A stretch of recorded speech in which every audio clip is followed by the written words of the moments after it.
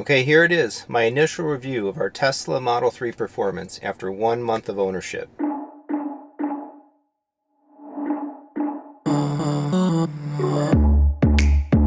So I'm recording this about a month into having taken delivery of our Tesla Model 3 Performance. I talked last time about the charging issue we had right off the bat, and thankfully that hasn't happened again since getting the replacement charger. Over the last month though, we've been driving the car for family use on a pretty much daily basis, having only taken our Explorer a few places, if at all. Our driving has been mostly around town, daily things, and relatively shorter distances. However, my wife and kids did do a day trip about 90 miles one way away, and my daughter and I did a weekend overnight just this past weekend, about an hour away, and we made that on a single charge. We've been charging the car nightly to a 90% battery threshold, except for the one overnight where we put it to 100%. I've washed and wiped the car out a few times using a manual pull-in car wash. I'm still kind of scared with the performance rims to take it through a full automatic wash, but we'll see. So alright then, I'm really enjoying this car. I'm very pleased with the choice of red exterior and black interior. Red just gives it the extra sporty flair. It completes the presentation of a sports car, evoking, in my opinion, driving a high-end Porsche or Ferrari. I really notice all the Teslas on the road now, and I see a lot of silver and a lot of white, of course. Some blacks and blues, and very few reds. White and silver to me just look like cars. Black and blue look a little sharper, a little cooler, but red is the X factor. I'm also pleased that we did stick with the black interior. We had the car now from late hot August into hot September here in the Midwest, and I don't find the black uncomfortable at all versus how the white would have felt in the same heat and the same sun. However, my son munching a Cheeto snack in the back seat after a soccer game the other weekend certainly makes me less stressed out having black versus white. Red and black too are just so sharp together on this car, particularly in the performance trim, as the red and black just goes across the whole vehicle. Black rims, red brakes, black trim, spoiler, door handles, etc. And I do even like the wood grain interior trim, which I can generally take or leave in most vehicle interiors. So we charge the car every night on a schedule starting at 11 p.m. because of time of day rates, and it's been good to go the next morning at 90% each and every day. The lowest that we've run the battery down to was about 24% on the day my wife and kids took that 90-mile day trip that I mentioned, and it took about 9 hours to charge it back to 90% using the 1030 plugs that I talked about before. We have about 1,300 odometer miles on the car in total now, and using an app I found called OptiWatt, it suggests that we've spent about $48 in charging and saved about $110 in gas, comparing to a 30 miles per gallon premium gas-fueled 2021 BMW 330i as a comparison vehicle. I think the actual savings, though, are a little better than that, as I don't think that you'd actually be seeing 30 mpg in a competitive type car to this. I was expecting, based on our budget, saving around or in excess of about $125 a month in gas versus the electrical, so I guess OptiWatt's still in the ballpark for that. Although I do really wish Tesla provided more direct details, more technical details about your charging and your savings and all of that without having to resort to a third party app. That's kind of lame. I can't say enough, though, how awesome it is just getting into a car each day and having it topped off already for you. No gas station stops at inconvenient times or in the rain or on a really hot or soon to be very cold day. Just a ready-to-go car every single day. Performance-wise, this car is just sick. It's almost too fast for my motion-limited middle-aged body, as I can feel my stomach drop and my brain just go tunnel vision if I lean all the way into the pedal. But diving around on and off ramps and just driving all around is so much more fun, and I'm very glad that we opted for the 3 versus the Y in order to have this real car form factor. Major props as well to the magicness of one-pedal driving. I've gotten used to that so quickly, it feels so natural, and it just makes driving so much more convenient, so much simpler, and works exceptionally well. And even for the times when you want to coast a little bit, you just click on the autopilot, do what you need to do, and then take manual control back over. It's so great. Comfort-wise, I'm very positive about the car as well. The seats are a nice combination of sport and support, in my opinion. Easy entry works great, particularly for the 3, which has a little bit of a lower point of access, particularly also with the performance model being lower still. My wife and I each have our profiles set. Our phones are used as our keys, which is just pure awesome for me because I don't carry a single key when I drive this car. I don't have a house key, I don't have a work key, nothing, just my phone. And I really like how the phones, keys, and profiles all work together, so the car knows who unlocked it to drive it and sets the properly linked profile for that entry. Maybe I'll make a future video about setting all of it up the right way, because even the Tesla rep overlooked actually setting or linking the profile to the phone to the key. The kids really like the car too, having a good amount of space, especially again for a car form factor. My son is still using a booster car seat, and that is a little bit tight relative to where the belt has to click in. We kind of have to pull the seat forward a bit, and he needs help buckling, but I'd say we have it down pretty easy now. Hopefully, though, he'll be out of the booster seat before long regardless, and we don't even have to bother with it anymore. The tech in this car is just insane. I love all the different ways to customize the driving and car behavior experience, like auto-folding the mirrors when we get home. I appreciate having the settings menu on the order of an Apple mobile device with lots of power and lots of options. Routing the GPS works pretty good. I'm still at the tip of the iceberg though in terms of figuring out and using voice commands more effectively. I love though how the car connects to my calendar on my phone and auto routes me to the next destination as soon as I get in. Stuff like this, treating the car as a computer and as a piece of software, is how Tesla can just absolutely stay ahead of competition and really win in the automotive market. I am a little disappointed though that our car seems to be behind in updates though, despite leaving it on the advanced update option. We still didn't have the most recent update from summer that included the car wash mode and Disney Plus and other things. And if the slowness of rollouts of software continue like that, I'm going to be fairly disappointed. Speaking as somebody that's used to beta testing releases on pretty much everything I own, from my phone to my tablet and even my Xbox. I want new updates day one or before day one, especially since car wash mode would have actually been nice to actually wash the car with. I've gotten a good feel for operating the car and driving it, and particularly with the autopilot feature. It's neat, but honestly, it's also borderline dangerous in my opinion, having seen some of the weird behavior coming up to lights in other certain driving conditions. Definitely owner and driver beware and pay attention. So I don't have the full self-driving beta, but I'll try a month of it for sure for the channel before long and see what's what from there. But autopilot, like in traffic jams and certain situations, is just really awesome to sit back and not have to navigate frustrating traffic situations. Mine is still limited to 80 miles per hour for auto steer, and it seems to disengage fairly liberally or aggressively in bad or rainy weather, I've noticed, which is probably for the best anyway. Everybody talks about double down on the stock for autopilot and auto steer, but it took a bit for me to realize that a single down is just autopilot, effectively adaptive cruise control, with manual steering still in use. I use this honestly a lot more than the double for autopilot and using auto steer as well. I still do like to drive the car, and I'm actually kind of afraid of auto steer sometimes on our Michigan roads.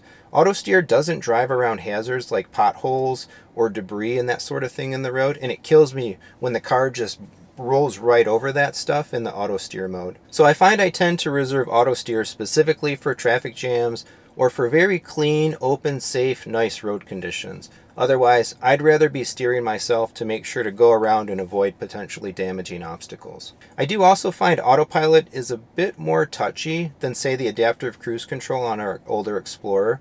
It slows down the Tesla and brakes harder and more frequently in situations that I've sometimes been left wondering, like, what the heck is it doing? Plus, autopilot keying off of speed limit signs I found is completely unreliable. Like when you go through a construction zone on the freeway and the speed limit is lowered, but then there's not a speed limit sign for a while after the construction zone, the car doesn't automatically speed up. It's like it doesn't get the speed limit data from the maps or from the information that the car has available.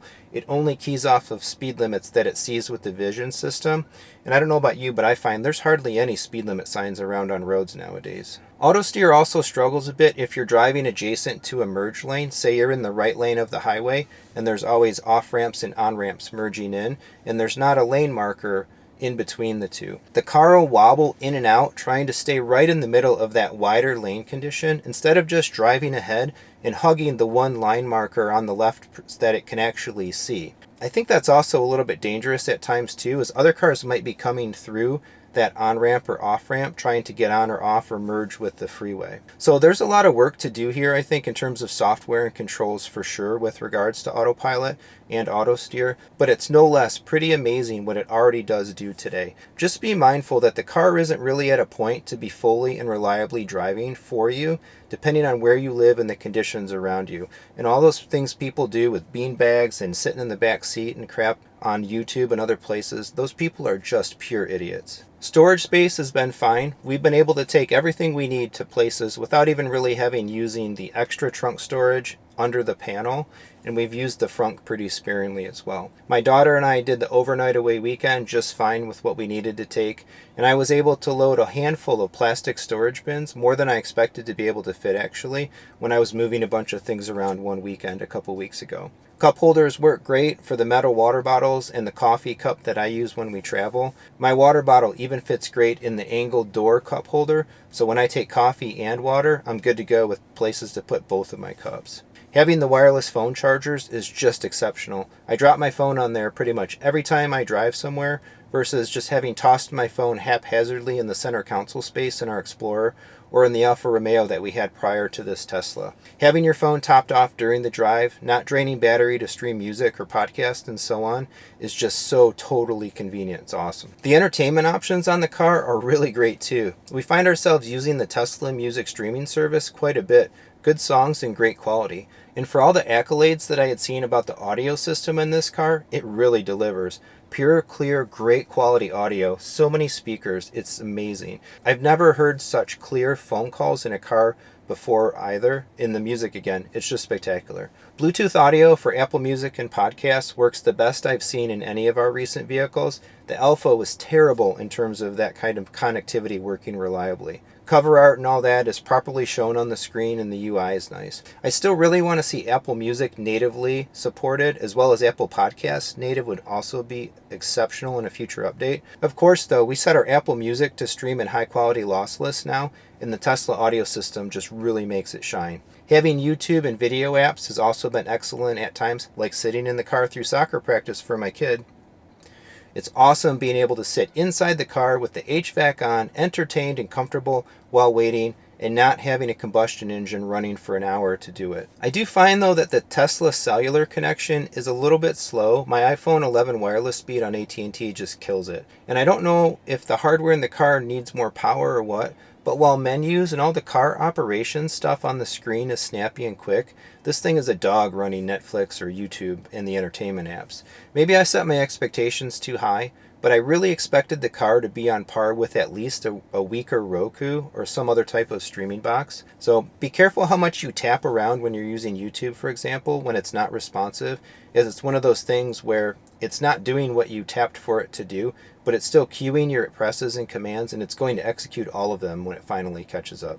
Tesla, you partner with NVIDIA so much. This thing should be on par with an NVIDIA Shield TV for media and games. The environment of the car, though, is great. It's brand new, of course, so everything feels tight and freshly built. Driving down the road just feels so silky and smooth. Road noise isn't obtrusive to me at all in here, and I haven't noticed any squeaks or rattles, as you really should expect with a new car. The glass ceiling is pretty awesome too. I often used to pull the shade on moonroofs in our other vehicles because I'm fairly sensitive to the sun and I don't like it shining down on me. But shining sun in this thing, no bother at all, even with the full glass roof. The way they designed it, the shading, the UV protection, it just nullifies all of those annoyances and the overbearingness of having the sun shining down on you. And I don't think I've noticed my wife or my kids ever complain about sunshine either. One thing I've had to realize I needed to adjust to is there's been a couple of times driving around parking lots and such where I needed to be extra careful driving the EV because the car wasn't making any engine noise around me. There's a couple of times where I essentially snuck up on people, not realizing they had no idea there was a moving car behind them. Once driving on a side street where bikers were in the road in front of me, they had no idea that I was driving behind them. Another time, just this past weekend actually, in a parking lot where we had to stop behind a woman that was directing traffic until somebody else looking towards us let her know that we were basically sitting there waiting behind her and that we needed to pass by. So be careful with this. It's definitely an extra item of attention to think about, and you need to learn and get used to when you're driving a vehicle like this or some kind of a quiet EV. I wasn't really sure what to do in those situations either, as I didn't want to just hit the horn right behind them and freak them out or like dangerously surprise them, have them fall off their bikes or whatever. And I didn't want to look like a rude jerk either, nailing a horn right behind somebody. So I kind of just sat there until we were noticed.